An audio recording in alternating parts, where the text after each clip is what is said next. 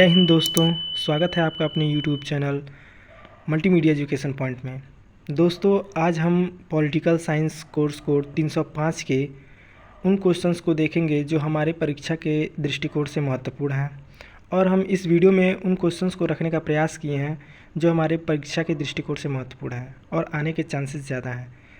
तो हम देखेंगे जो हमारा कोर्स कोड 305 है, ancient and medieval Indian political thoughts, प्राचीन एवं मध्यकालीन भारतीय राजनीतिक विचार।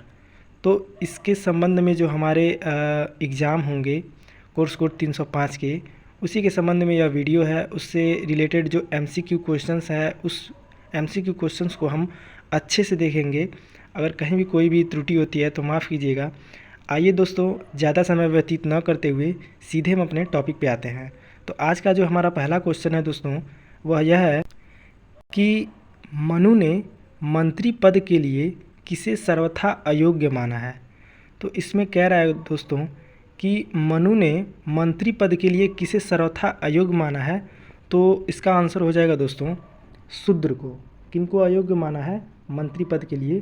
तो शूद्र को उन्होंने क्या माना है? अयोग्य माना है। ठीक है, अगला जो हमारा क्वेश्चन है दोस्तों, मनु स्मृति में शासन शक्ति का स्वरूप था।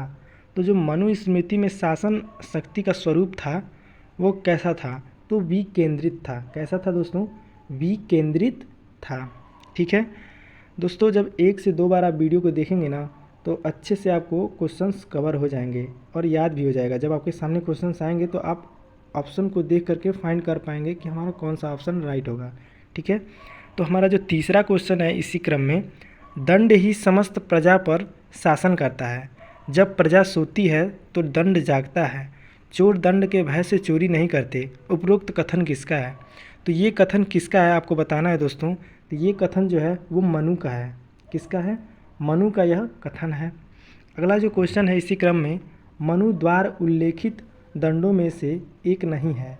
तो जो मनु द्वारा उल्लेखित दंडों में से एक नहीं है वह क्या है? वह है दोस्तों सामदंड। सामदंड जो है वो एक उल्लेखित दंडों में से एक नहीं है मनु द्वारा के। ठीक है, अगला जो क्वेश्चन है इसी क्रम में, जैसा मतलब चोरी जैसी अपराध किए जाने पर मनु के अनुसार निम्नांकित क्रम में दंड की मात्रा उपरोक्त अधिक होनी चाहिए। तो अधिक होनी चाहिए तो ऑप्शन नंबर सी हमारा सही हो जाएगा, शूद्र, वैश्य, क्षत्रिय व ब्राह्मण। जैसे इसमें कह रहा है कि चोरी जैसी अपराध किए जाने पर मनु के अनुसार निम्नांकित क्रम में दंड की मात्रा उत्तरोत्तर अधिक होनी चाहिए। तो किस पे मतलब अधिक होनी चाहिए? तो यानी शूद्र पे, फिर वैश्य पे, फिर क्षत्रिय, फिर ब्राह्मण। यानी ये क्रम बताया है कि किस पे जो दंड है वो अधिक होनी चाहिए। ठीक है, अगला जो क्वेश्चन है कि निम्नलिखित में से कौन सा अंग सप्तांग राज्य में नहीं है। तो आपको बताना है कि इसमें से कौन सा अंग जो है वो सप्तांग राज्य में नहीं है। तो वो है पुरोहित। कौन सा है? पुरोहित जो अंग है वो सप्तांग राज्य में नहीं है। अगला जो क्वेश्चन है, मनु के अनुसार विधि के कितने स्रोत हैं। तो जो विधि के स्रोत हैं मनु के अनुसार वह कितने हैं? तो वो दोस्तों 4 हैं। कितने हैं? 4 स्रोत होते हैं।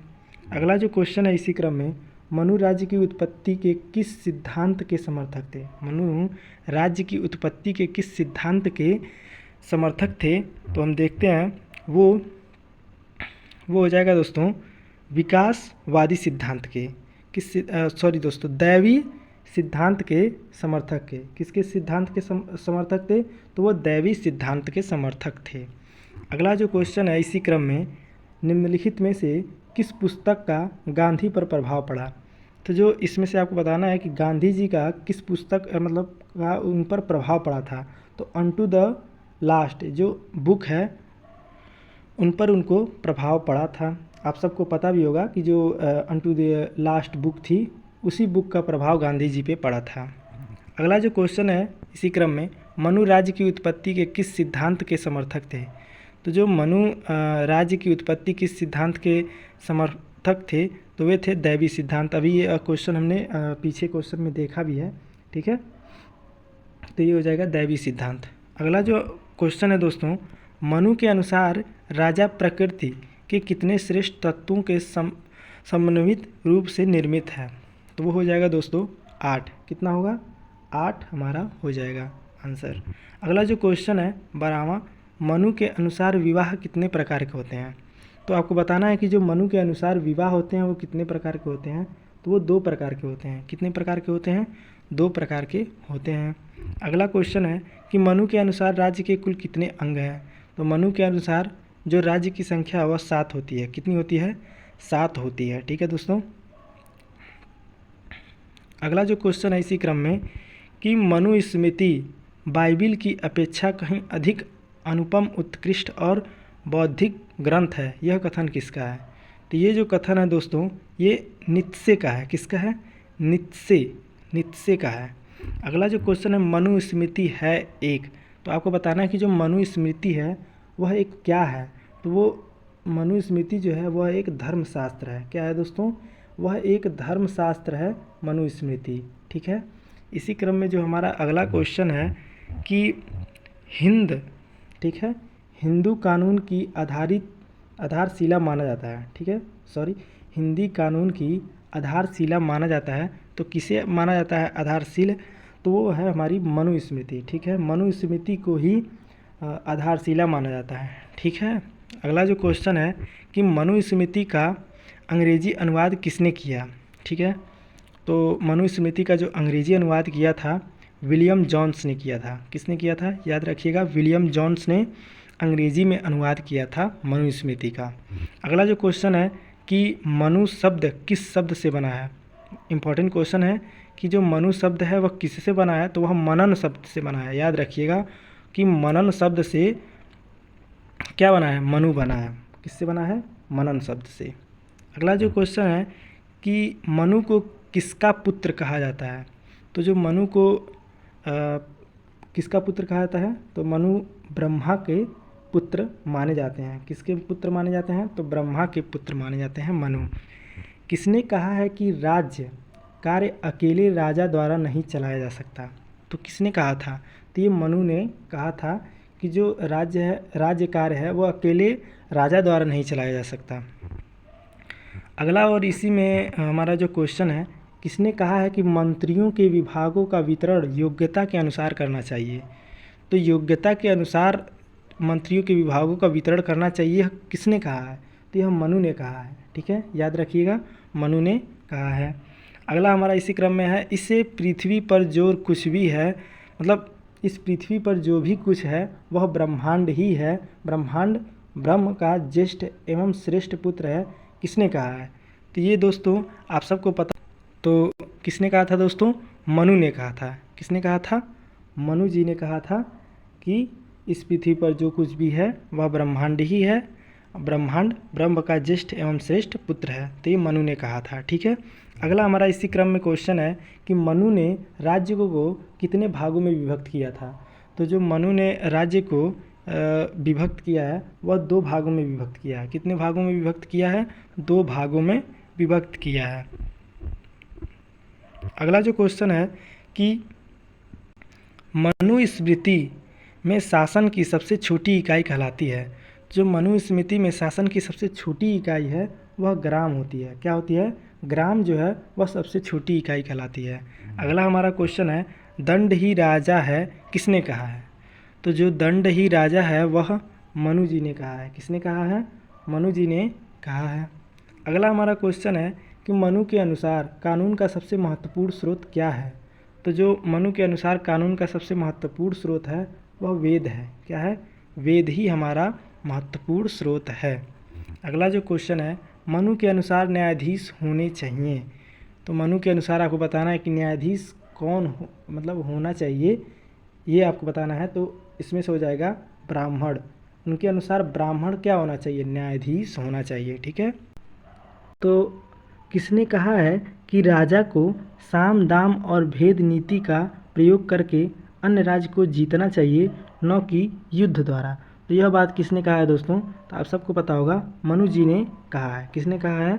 मनु जी ने कहा है कि राजा को साम दाम और भेद नीति का प्रयोग करके अन्य राज्यों को जीतना चाहिए, न कि युद्ध द्वारा। ठीक है। अगला जो क्वेश्चन है हमारा इसी क्रम में कि मनु ने मंत्रियों की संख्या कितनी बताई है। तो जो मनु ने मंत्रियों की संख्या बताई है वह 7 से 8 बताई है। कितनी बताई है दोस्तों?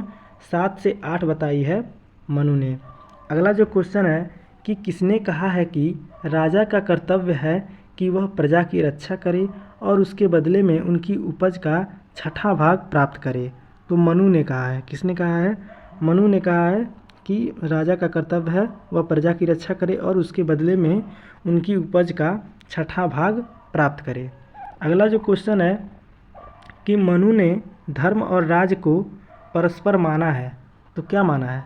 तो मनु ने धर्म और राज्य को परस्पर एक दूसरे पर निर्भर, ठीक है, कैसा माना है? एक दूसरे पर निर्भर होते हैं। उनका कहना यह है कि जो धर्म और राज्य होता है एक दूसरे पे परस्पर निर्भर होते हैं, ठीक है।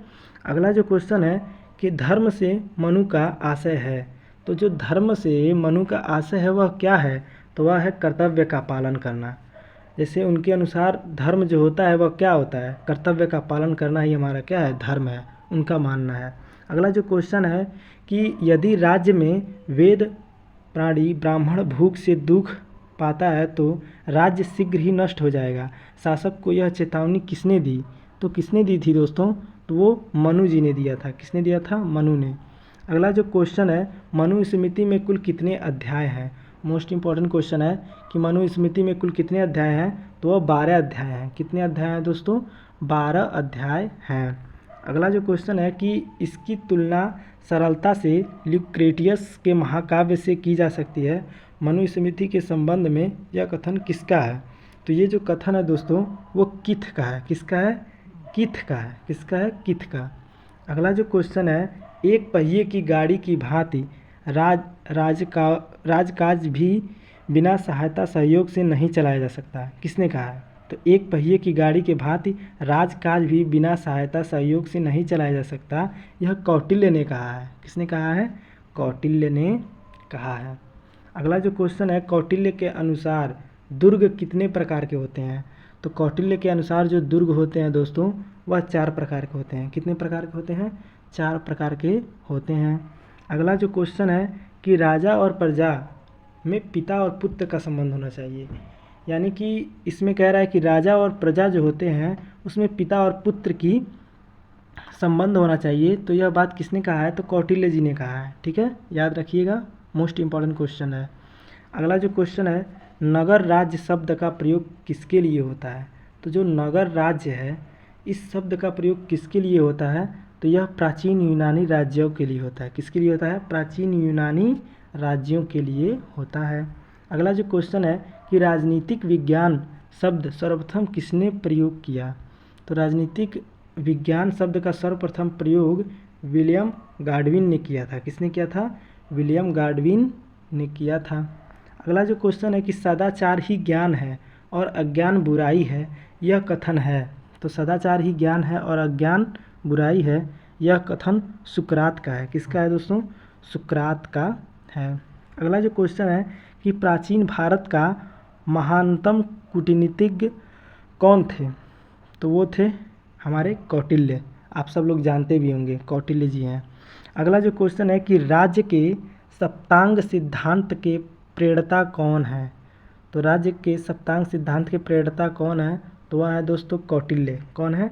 कौटिल्य जी हैं। अगला जो क्वेश्चन है कि कौटिल्य समर्थक था, तो मतलब कौटिल्य जी किसके समर्थक थे? तो वह निरंकुश और तानाशाही के समर्थक थे। किसके समर्थक थे? तो निरंकुश और तानाशाही के समर्थक थे।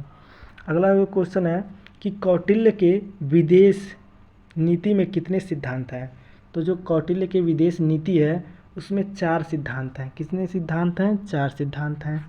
अगला जो क्वेश्चन है दोस्तों कि कौटिल्य समर्थक था, यानी कि कौटिल्य किसके समर्थक थे? अब देखिए वहाँ पे था कि निरंकुश राजतंत्र के थे, अब यहाँ पूछ रहा है कि कौटिल्य किसके समर्थक थे। तो इस चारों ऑप्शन में आपको बताना है तो वह किसके समर्थक थे? तो वह राजतंत्र के। किसके समर्थक थे? तो राजतंत्र के समर्थक थे। अगला जो क्वेश्चन है कि नैश परिषद का उल्लेख प्लेटो ने किसमें किया है? तो नैश जो परिषद का उल्लेख किया है प्लेटो ने, तो किसमें किया है? तो वह द रिपब्लिक में किया है। किसमें किया है? द रिपब्लिक में किया है। अगला जो क्वेश्चन है हमारा कि निम्न में से कौन सा एक अंग सप्तांग राज्य में नहीं है। तो कौन सा एक अंग जो है वह सप्तांग राज्य में नहीं है, वह है दोस्तों पुरोहित। ठीक है, पुरोहित शब्द जो है वह सप्तांग राज्य में नहीं है। अगला जो क्वेश्चन है कि अर्थशास्त्र नामक पुस्तक के लेखक कौन है। इम्पॉर्टेंट क्वेश्चन भी है और आसान भी क्वेश्चन कह सकते हैं, आप सबको पता भी होगा। ठीक है, कि अर्थशास्त्र नामक पुस्तक के लेखक कौन है, तो वह कौटिल्य जी हैं, आप सब लोगों को पता होगा।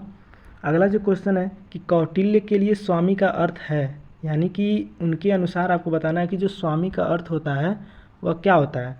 तो उनके अनुसार स्वामी का जो अर्थ होता है वह राजा होता है। क्या होता है, राजा होता है। अगला जो क्वेश्चन है अर्थशास्त्र नामक प्रसिद्ध ग्रंथ का मुख्य अध्ययन विषय है, तो वह है दंड नीति। क्या है, दंड नीति होगा। ठीक है, याद रखिएगा। अगला जो क्वेश्चन है कि निम्नलिखित में से कौन सा कौटिल्य के मंडल सिद्धांत का अंग नहीं है, तो वह है सामंत। क्या है दोस्तों, सामंत जो है वह कौटिल्य के मंडल सिद्धांत का अंग नहीं है।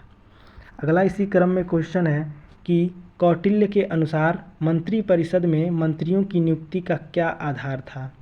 तो जो मंत्रियों की नियुक्ति हुई थी वह किस आधार पर की गई थी कौटिल्य के अनुसार, तो वो बताना है आपको। तो वो हो जाएगा योग्यता। योग्यता के अनुसार मंत्रियों की क्या होती है, नियुक्ति हुई। अगला जो क्वेश्चन है कि अर्थशास्त्र में सरकार के कितने विभागों का उल्लेख किया गया है। तो जो सरकार के विभागों का उल्लेख किया गया है अर्थशास्त्र में, वह कितने भागों में किया गया है, मतलब विभागों में किया गया है, तो 36 विभागों में। ठीक है, कितने, 36। अगला जो क्वेश्चन है कि कौटिल्य के लिए रूप दर्शक की अवधारणा का तात्पर्य है। तो कौटिल्य के लिए रूप दर्शक अवधारणा की तात्पर्य है वह क्या है, सिक्कों का निरीक्षक। क्या है, सिक्कों का निरीक्षक।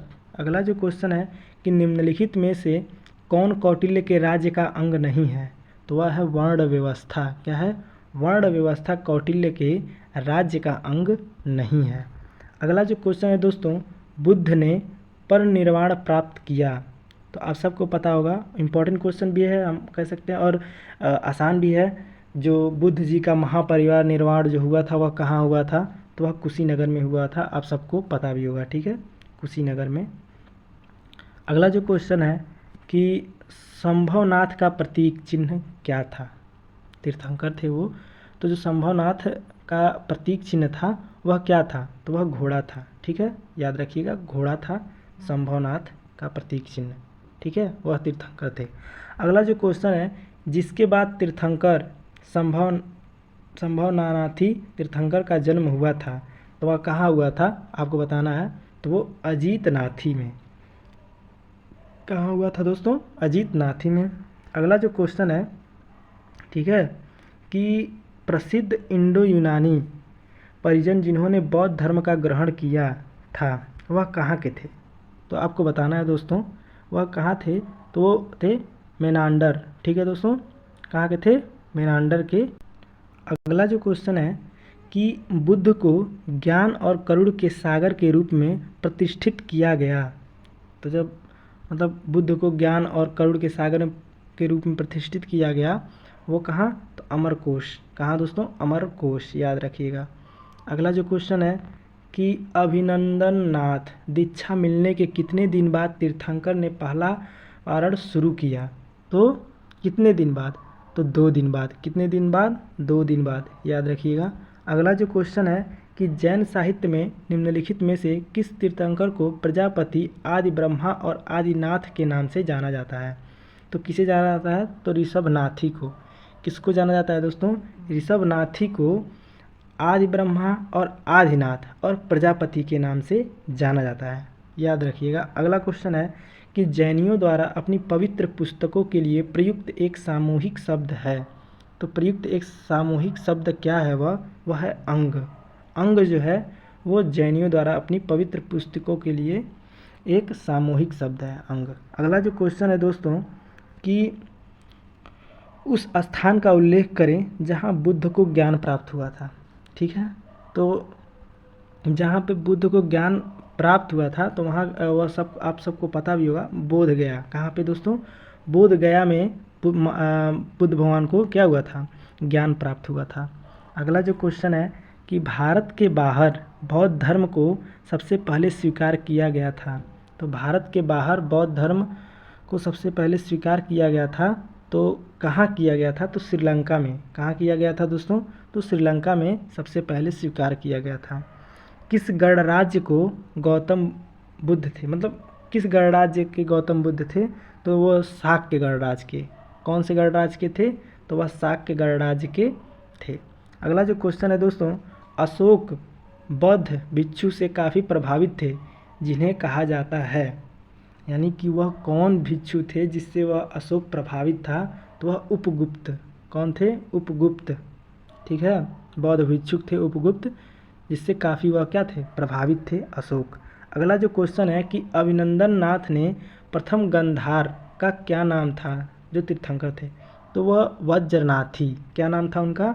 वज्रनाथी नाम था। अगला जो क्वेश्चन है कि निम्नलिखित में से किस शासक ने जैन धर्म को अपनाया था? तो इसमें से आपको बताना है कि वह कौन सा शासक है जिसने जैन धर्म को अपनाया था। तो वह था चंद्रगुप्त मौर्य। चंद्रगुप्त मौर्य ने जैन धर्म को अपनाया था। अगला जो क्वेश्चन है कि विक्रमशिला विश्वविद्यालय की स्थापना किस शासक ने की थी? तो किस शासक ने की थी विक्रमशिला विश्वविद्यालय की स्थापना? तो धर्मपाल ने किया था। किसने किया था दोस्तों? धर्मपाल ने स्थापना किया था विक्रमशिला विश्वविद्यालय की।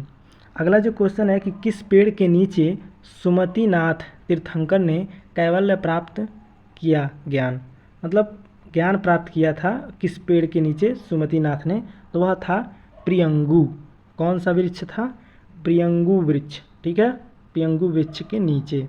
अगला जो क्वेश्चन है कि अशोक के धर्म के सिद्धांत कहाँ से लिए गए हैं? तो जो अशोक के धर्म के सिद्धांत हैं वो कहाँ से लिए गए हैं? तो वह उस काल के सभी भारतीय धर्मों के नैतिक गुण से लिए गए हैं। कहाँ से लिए गए हैं? भारतीय धर्मों के नैतिक गुण से लिए गए हैं उस समय। किस समय? जब अशोक मतलब रहा उस समय, उसके शासनकाल के समय। अगला जो क्वेश्चन है कि किस कुषाण शासक ने बौद्ध धर्म को संरक्षण दिया? तो आपको बताना है कि किस कुषाण शासक, यानी वह कौन कुषाण शासक था जो बौद्ध धर्म को संरक्षण दिया यानी कि बचाया? तो वह कनिष्क था। कौन था दोस्तों? कनिष्क। अगला जो क्वेश्चन है कि किस नक्षत्र में अभिनंदन नाथ तीर्थंकर का जन्म हुआ था? तो अभिनंदन नाथ तीर्थंकर का जो जन्म हुआ था वह पुनर्वसु नक्षत्र में हुआ था। ठीक है, पुनर्वसु नक्षत्र में हुआ था। अगला जो क्वेश्चन है गांधार कला विद्यालय किसके शासनकाल में फला फूला? तो जो गांधार कला विद्यालय है वह किसके शासनकाल में फला फूला? तो कनिष्क के। ठीक है दोस्तों, कनिष्क के शासनकाल में फला फूला। अगला है कि वर्धमान महावीर, ठीक है, 24वें जैन धर्म के तीर्थंकर का जन्म कहाँ हुआ था और उनकी मृत्यु कब हुई थी, मतलब कहाँ हुई थी? ठीक है, दोनों पूछा है इसमें कि वर्धमान जो महावीर 24वें जैन तीर्थंकर थे उनका जन्म कहाँ हुआ था और उनकी मृत्यु कहाँ हुई थी, ये आपको बताना है। आप सबको पता भी होगा कि कुंडा ग्राम में उनका जन्म हुआ था और पावपुरी मतलब वहाँ उनका मृत्यु हुई थी। ठीक है, अगला जो क्वेश्चन है कि अभिनंदन नाथ किस वंश में तीर्थंकर का जन्म हुआ था? ठीक है, तो जो अभिनंदन नाथ हैं उनका जो जन्म हुआ था वह किस वंश में हुआ था? तो वह उनका जो जन्म हुआ था वह इक्ष्वाकु वंश में हुआ था। कहाँ हुआ था? इक्ष्वाकु वंश में हुआ था। अगला जो क्वेश्चन है ऋषभनाथ ने एक युग की शुरुआत से पहले लोगों को निम्नलिखित में से कौन सी शिक्षा दी थी? तो उन्होंने जो शिक्षा दी थी ऋषभनाथ ने वह कृषि, असी, मासी, यह तीनों शिक्षाएं दी थी, इसलिए हमारा उपरोक्त ऑप्शन सही हो जाएगा, यानी ऊपर के सभी सही हैं। अगला जो क्वेश्चन है सबसे महान कुषाण शासक जिसका बौद्ध धर्म में योगदान अशोक से भी अधिक था, कौन था? तो जो आपको बताना है कि वह महान कुषाण शासक कौन था जिसका बौद्ध धर्म में जो योगदान था बौद्ध धर्म में वह अशोक से भी ज़्यादा था, तो वह कनिष्क प्रथम। ठीक है, कनिष्क प्रथम का जो योगदान था वह अशोक से ज़्यादा था। अगला जो क्वेश्चन है कि निम्नलिखित में से कौन सी मुद्रा बुद्ध की मुद्रा है जैसे उनके पहले उपदेश में दर्शाया गया है? तो वह कौन सी मुद्रा है?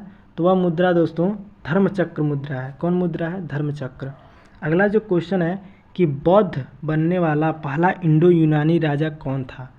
तो जो बौद्ध बनने वाला पहला इंडो यूनानी राजा था वह मेनेंडर प्रथम था। कौन था दोस्तों? मेनेंडर प्रथम था। Option number D right answer होगा। अगला है कि भारत में जैन धर्म के संस्थापक कौन थे। ठीक है, तो जो भारत में जैन धर्म के संस्थापक थे दोस्तों वह महावीर थे। कौन थे? महावीर जी थे भारत में जैन धर्म के संस्थापक।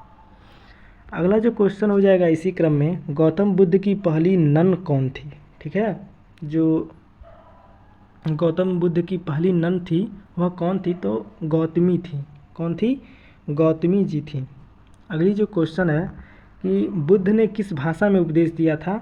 इम्पॉर्टेंट क्वेश्चन है और आसान है कि बुद्ध ने किस भाषा में उपदेश दिया था। आप सबको पता भी होगा, पाली भाषा में उन्होंने पहला उपदेश, मतलब पहला उनका जो उपदेश था वह पाली भाषा में ही दिया था। अगला जो क्वेश्चन है कि जैन धर्म में शिक्षा का अंतिम लक्ष्य कौन सा है। तो जैन धर्म में शिक्षा का जो अंतिम लक्ष्य होता है वह यही होता है कि मोक्ष। ठीक है, मोक्ष ही क्या है? जैन धर्म में शिक्षा का अंतिम लक्ष्य है। अगला जो क्वेश्चन है कि अभिनंदन नाथ की माता का क्या नाम था जो तीर्थंकर थे। तो जो अभिनंदन नाथ की माता का जो नाम था वह सिद्धार्थ देवी था। क्या था? सिद्धार्थ देवी था। अगला जो क्वेश्चन है कि बुद्ध और जैन धर्म के धार्मिक आंदोलन का नेतृत्व किसके द्वारा किया गया था। तो किसके द्वारा किया गया था? तो क्षत्रिय राजकुमारियाँ द्वारा। किसके द्वारा? क्षत्रिय राजकुमारियों द्वारा। अगला जो क्वेश्चन है दोस्तों कि अशोक के निम्नलिखित में से कौन सा लघु शिलालेख अशोक द्वारा कलिंग के विजय का वर्णन करता है। तो अशोक के निम्नलिखित में से कौन सा जो लघु शिलालेख है वह अशोक द्वारा कलिंग के विजय का वर्णन कराता है। तो वह है दोस्तों हमारा 13वां। कौन सा है? संख्या नंबर है जो वह 13। ऑप्शन नंबर ए हमारा सही हो जाएगा, जिसे क्रमांक संख्या 13। ऑप्शन थोड़ा मिस्टेक है, जो हमारा 13वां था दोस्तों वही हमारा क्या करता है, वही लघु शिलालेख अशोक के द्वारा कलिंग का विजय का वर्णन करता है, 13वां नंबर। अगला जो क्वेश्चन है कि निम्नलिखित में से कौन भारत में निर्मित अंतिम बौद्ध ग्रंथ था। तो भारत में अंतिम बौद्ध ग्रंथ था वह था वामस्थापकसिनी। कौन था? वामस्थापकसिनी। ठीक है। अगला जो क्वेश्चन है कि जैनियों के अनुसार सुमतिनाथ के गंधारों की संख्या कितनी थी। जो तीर्थंकर थे जैनियों के अनुसार सुमतिनाथी के गंधारों की संख्या कितनी थी। तो दोस्तों 100 थी। कितनी थी? 100 थी, 100।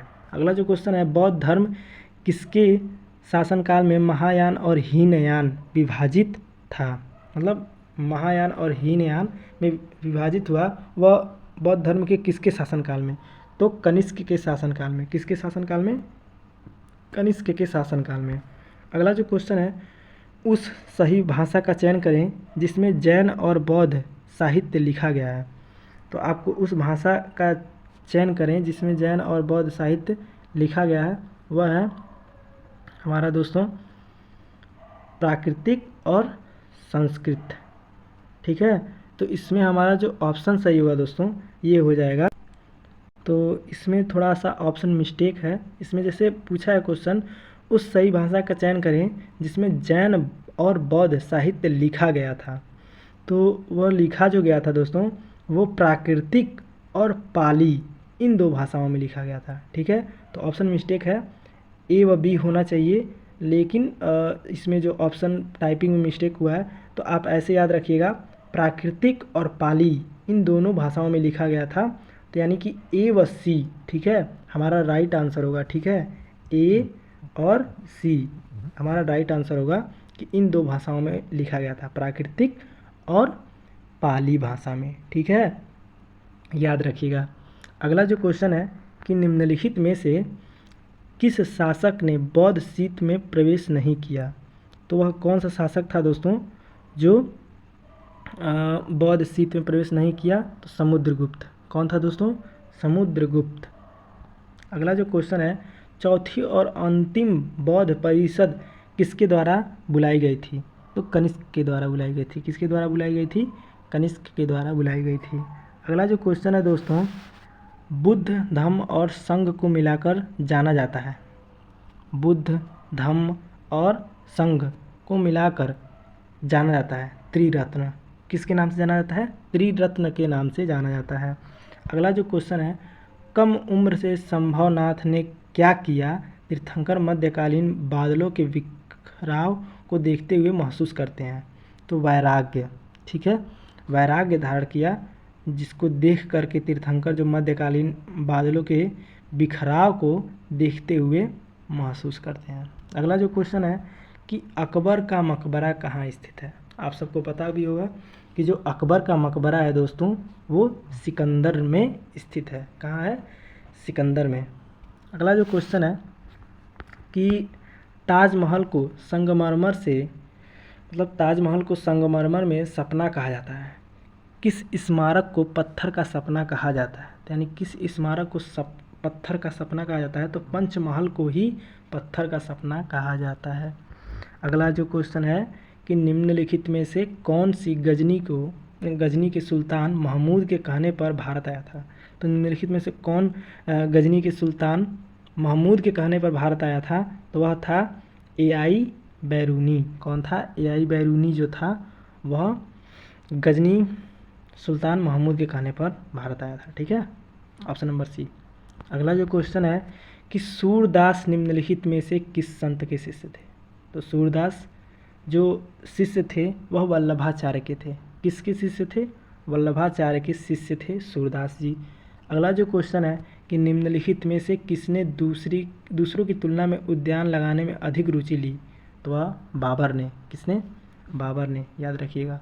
अगला जो क्वेश्चन है अबुल फजल का जन्म कब हुआ था? तो जो अबुल फजल का जन्म हुआ था दोस्तों वह 14 जनवरी 1951 में हुआ था। कब हुआ था? 14 जनवरी 1951 में हुआ था। निम्नलिखित में से किसे निर्गुण संत और सुधारक के रूप में जाना जाता है? तो संत कबीर को। किसको? संत कबीर जी को जाना जाता है निर्गुण और सुधारक के रूप में। ठीक है।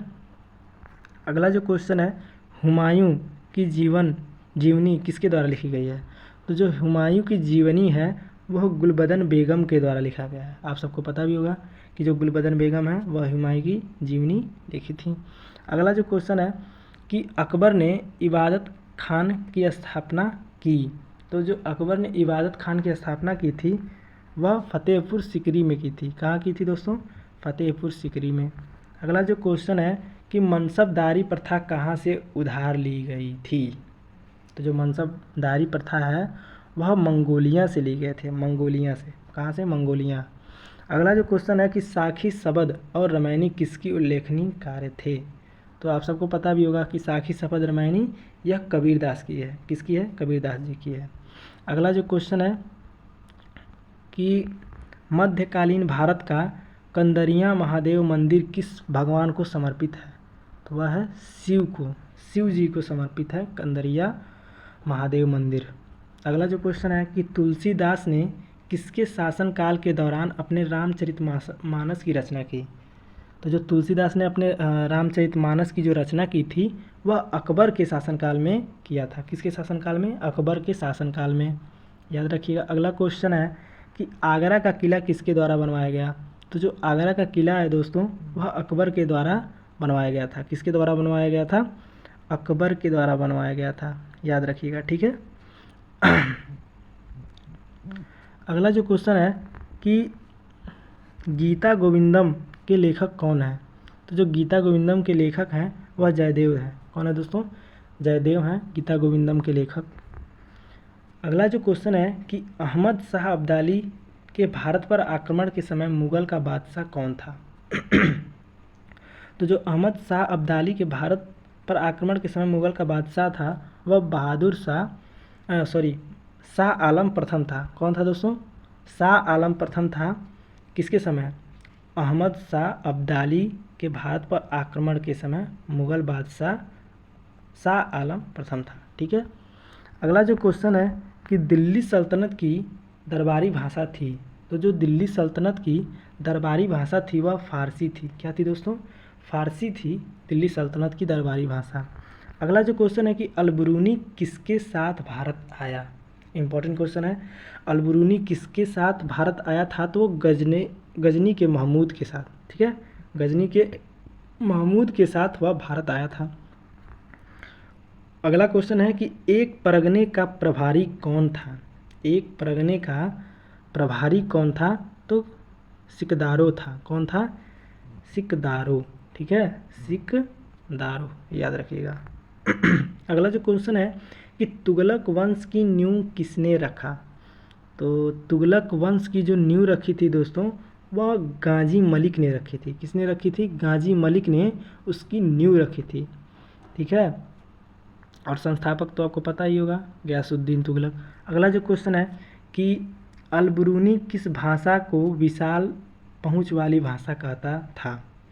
तो वह संस्कृत को जो अलबरूनी मतलब क्या मानता था? विशाल पहुंच वाली भाषा मानता था या कहता था। अगला जो क्वेश्चन है दोस्तों, फ्रांसवा बर्नियर कौन था? तो जो फ्रांसवा बर्नियर था वह एक इतिहासकार था। कौन था? इतिहासकार था। अगला जो क्वेश्चन है कि फ्रांसवा बर्नियर कहाँ का निवासी था? तो वह फ्रांस का निवासी था। कहाँ का निवासी था? फ्रांस का निवासी था फ्रांसवा बर्नियर, ठीक है। अगला जो क्वेश्चन है कि राज्य द्वारा सीधे भुगतान की जाने वाली दिल्ली सल्तनत की सबसे बड़ी संस्थाई सेना किसके द्वारा बनाई गई थी? तो किसके द्वारा बनाई गई थी? तो अलाउद्दीन खिजली के द्वारा बनाई गई थी। किसके द्वारा बनाई गई थी दोस्तों? अलाउद्दीन खिजली के द्वारा। अगला जो क्वेश्चन है कि विजयनगर काल में भारत आने वाले विदेशी यात्री था। तो भारत आने वाला विदेशी यात्री कौन था? तो वह था निकोलो कोंटी। कौन था दोस्तों? Niccolo Conti. अगला जो क्वेश्चन है कि इसी क्रम में कि दिल्ली सल्तनत के शासनकाल के दौरान अपने अधिकतम भौगोलिक सीमा तक पहुंच गया, ठीक है। तो दिल्ली सल्तनत के शासनकाल के दौरान अपनी अधिकतम भौगोलिक सीमा तक पहुंच गया, तो वह कौन था? तो वह मोहम्मद बिन तुगलक था। कौन था दोस्तों? मोहम्मद बिन तुगलक। अगला जो क्वेश्चन है कि असम राज्य का नाम उस जनजाति के नाम पर पड़ा जिसने इस क्षेत्र पर विजय प्राप्त किया। आदिवासी कहाँ से आए? तो आपको बताना है। तो वो जो आदिवासी थे वह कहाँ से आए थे? तो वो सियाम से आए थे। कहाँ से आए थे दोस्तों? सियाम से, जो इस समय कहाँ पे है? थाईलैंड में है, ठीक है। जो सियाम अब वर्तमान में थाईलैंड में है। अगला जो क्वेश्चन है दोस्तों 125 नंबर, औरंगजेब के काल में निम्नलिखित में से किस विद्रोह की कृषक पृष्ठभूमि थी? तो वह थी जाट और सतनामी। कौन थी? जाट और सतनामी, ठीक है दोस्तों। अगला जो क्वेश्चन है कि राज्य की कीमत पर हज यात्रा आयोजित करने वाला पहला भारतीय शासक कौन था? तो राज्य की कीमत पर हज यात्रा आयोजित करने वाला पहला भारतीय शासक कौन था? तो वह था अकबर। कौन था दोस्तों? अकबर था। अगला जो क्वेश्चन है कि चंद्रगिरी किला एक ऐतिहासिक किला है जिसे 11वीं शताब्दी में बनाया गया था। यह उसमें मौजूद है। तो कहाँ है वो? तो वह है आंध्र प्रदेश में। कहाँ है दोस्तों? यह मौजूद है तो मतलब कहाँ है? आंध्र प्रदेश में है। अगला जो क्वेश्चन है कि अलबरूनी किस भाषा का ज्ञाता था? तो जो अलबरूनी था ना दोस्तों, वो कई भाषाओं का ज्ञानी था, इसीलिए दिया गया है कि सीरियाई, फारसी, बहु एवं संस्कृति। तो यह तीनों भाषाओं का ज्ञानी था, यानी ज्ञाता था, इसलिए ऑप्शन नंबर डी हमारा सही हो जाएगा, उपरोक्त सभी, ठीक है। अगला जो क्वेश्चन है कि किताब उल हिंद किसने लिखी? तो किताब उल हिंद जो लिखी थी दोस्तों, वह अलबरूनी ने ही लिखा था। किसने लिखा था? अलबरूनी ने। अगला जो क्वेश्चन है कि किताब उल हिंद किस भाषा में लिखा गया था? तो किताब उल हिंद जो है वह अरबी भाषा में लिखा गया। किस भाषा में? अरबी भाषा में। अगला जो क्वेश्चन है कि अलबरूनी भारत कब आया? ठीक है, इंपॉर्टेंट क्वेश्चन है कि अलबरूनी भारत कब आया? तो 11वीं शताब्दी में। कब आया था दोस्तों? 11वीं शताब्दी में आया था। अगला क्वेश्चन है कि इब्न बतूता भारत कब आया? तो जो इब्न बतूता था दोस्तों, वह भारत 14वीं शताब्दी में आया। याद रखिएगा, अलबरूनी 11वीं में और इब्न बतूता 14वीं शताब्दी में आया था। अगला जो क्वेश्चन है कि अलबरूनी कहाँ का निवासी था? तो जो अलबरूनी निवासी था वह उज़्बेकिस्तान का था। ठीक है, उज़्बेकिस्तान का अलबरूनी निवासी था। और इब्न बतूता कहाँ का निवासी था, तो वह मोरक्को का निवासी था। कहाँ का निवासी था, मोरक्को का निवासी था इब्न बतूता। अगला है कि फ्रांसवा बर्नियर भारत कब आया था, तो फ्रांसवा बर्नियर भारत 17वीं शताब्दी में आया था। कब आया था, 17वीं शताब्दी में भारत आया था।